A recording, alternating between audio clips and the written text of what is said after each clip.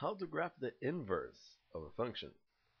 So now let's say that we have y equals f of x right here, which is this blue line, and we want to graph the inverse of it. By the inverse, we just mean that we switch the y and the x coordinates. We switch the y and the x variables. So let me just call that y equals f negative 1 of x. That is the notation that we usually use. Okay, so to do this, when we're graphing, I'm just going to draw a 45-degree line going straight through the origin. And that line, of course, is y equals x. And our original line will get reflected onto y equals x. So every point will have its coordinates switched. That's what's going to happen. So for example, let's take this point for example here. And that point is 5, negative 1. So that's the x coordinate, and that is the y coordinate. So what's going to happen with it is that the coordinates will get switched.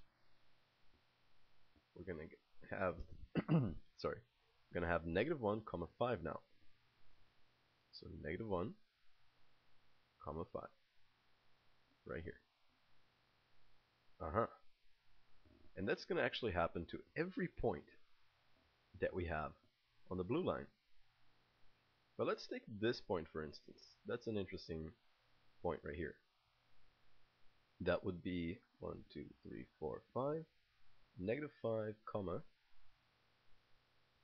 1, 2, 3, 4, 5. Negative 5, negative 5. If we switch these coordinates, guess what? We're going to get the same point. So this point doesn't change because it hits the y equals x line. Interesting, huh? Okay, so now if we connect the dots, we're gonna find our inverse line or our inverse function.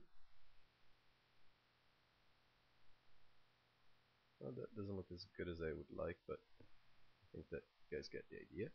So the red line here represents y equals f negative 1 of x, which should be the perfect reflection of the original line onto y equals x.